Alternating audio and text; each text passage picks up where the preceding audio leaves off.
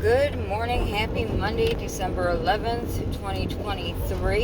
It is my birthday week and I will be turning 42. Yay! Can you see how excited I am? In Albany, it is currently 5 degrees and raining or something. This is my view right now.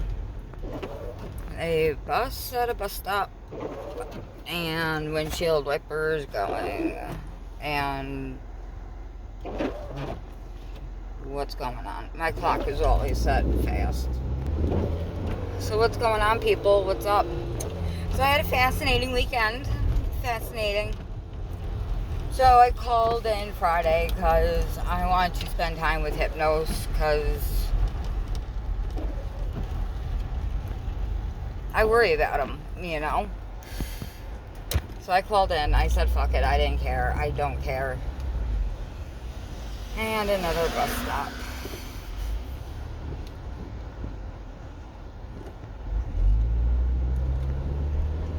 So I wrote who I thought was a friend, like a long ass text message. Because, yes, he is an investigator, but, like, it was a Saturday, so I thought, okay, well, you're not my boss today. Like, it's a Saturday. He shared it with an inspector who,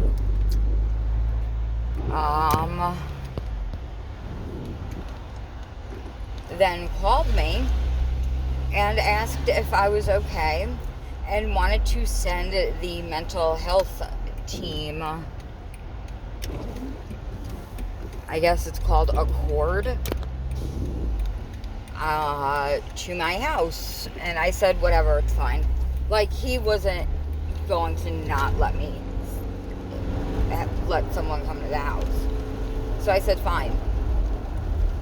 So instead of, like, just a regular car, yeah, what pulls up?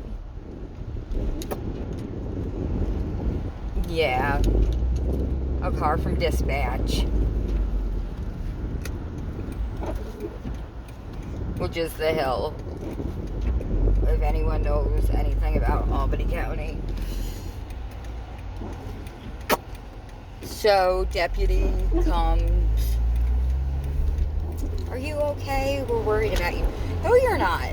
Not one fucking person is worried about me. Stop. Just stop. Because no one in that department has cared about me for 19 years. They didn't care about me when I started there and people went through my shit because we didn't have lockers. They didn't give a fuck about me when the deputies fucked with me for years. They didn't care about me when I was the one who did every single jail run, every single Bedford trip. They didn't care about me when people fucked with my shit at family court, drew on my pictures, fucked with me after the baby was unalived.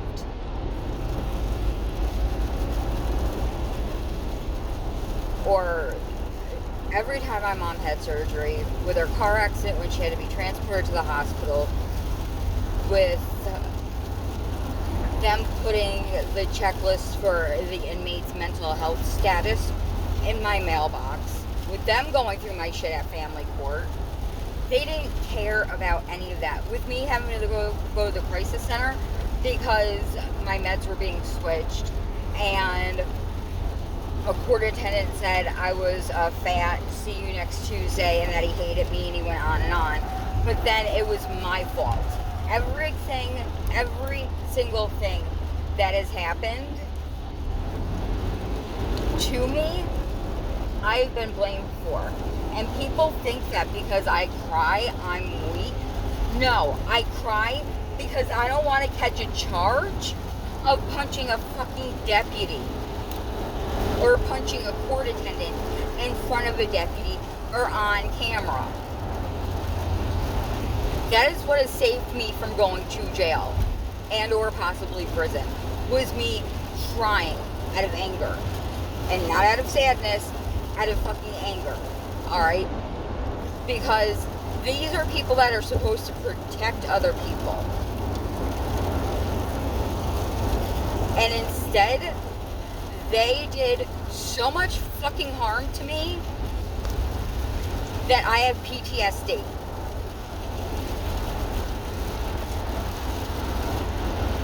Like, they did the most that they could to push me to the edge at times. But I was always blamed. That was the thing. With people like the people I work with, you don't have to do a fucking thing. And they will screw with you to the point of wanting you to not go back. Because you don't want to deal with it. And it would be easier to find a new fucking job and give up almost 19 years. And honestly, I think that's what they wanted me to do for the past 19 years. They didn't want me around.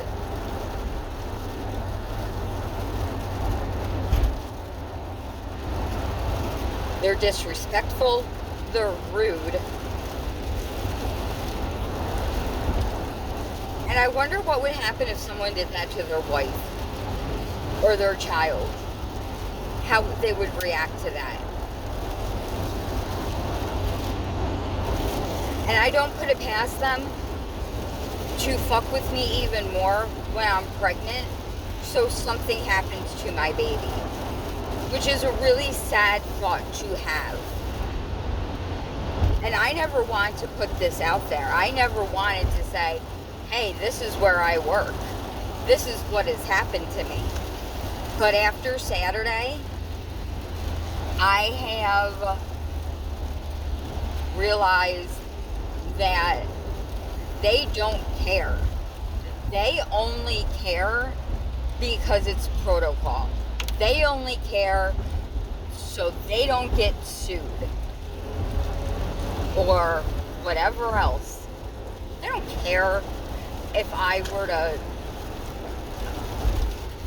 do something to me. They wouldn't care at all.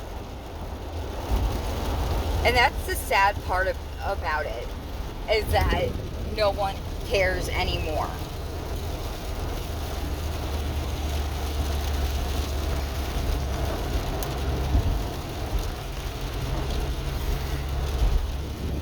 If I thought that they cared, I would tell them the truth. But I know that they don't. If I thought one person cared, I would tell them everything. To tell one person, 2 people, 3 people, once. I wrote a long letter to my therapist years ago. Years ago, to give her something to work off of. She didn't believe what I wrote. I showed it to Janet.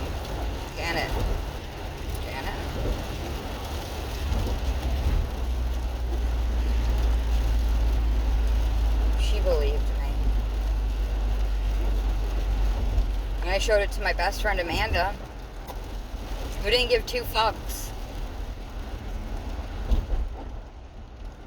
That was after someone called CPS on her. I hate her sometimes. Everything that has happened to her, she has deserved. And then some.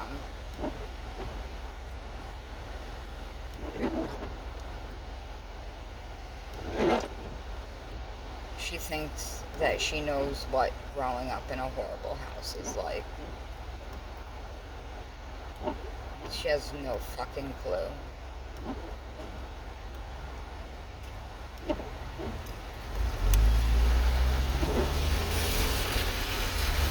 you would think that she would want to break the cycle of that.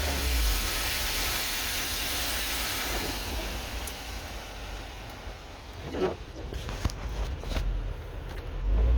you know, and everybody in her life was able to convince her I was such a horrible person. If I was a horrible person, why would you and your kids' fathers, or your kid's father, before we stop talking, let your son come to my house and spend the night?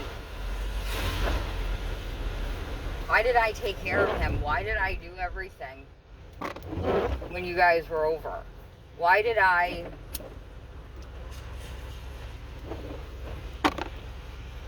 forgive you for everything that you did to me if I'm such a horrible person? And yeah, like, maybe I am the problem, but I don't think I am. Why? You know what? And maybe I am, because I'm quiet and I don't stick up for myself. I never have.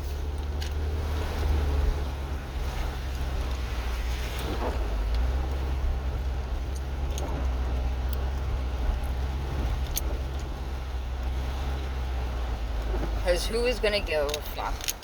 Absolutely no one. You know? Like, you stick up for yourself, and it only makes it worse around here. So,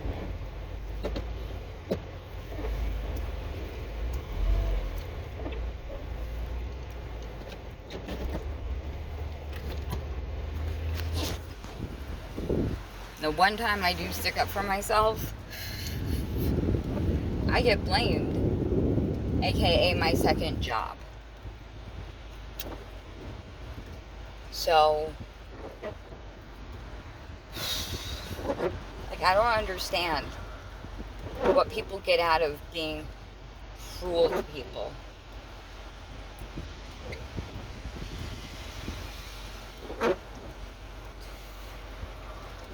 I don't. I'm going to finish my cigarette and go inside soon. Talk to you guys later. If any of you want to get me a birthday present, could you do me a huge, huge favor? Could you possibly donate $1, even anything, to my GoFundMe to help me have a baby?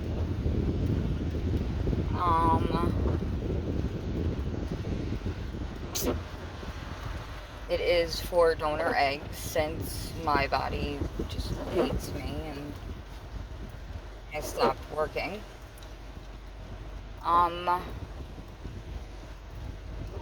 It would be greatly appreciated, and if you could share it, that would help me a lot. Alright, I love you guys. I'll talk to you soon. Be awesome, amazing people that you are. And be safe. I love you. Thank you guys for always being here and listening and hanging out with me and watching me smoke and bullshit and everything else. I'll talk to you soon. Bye-bye.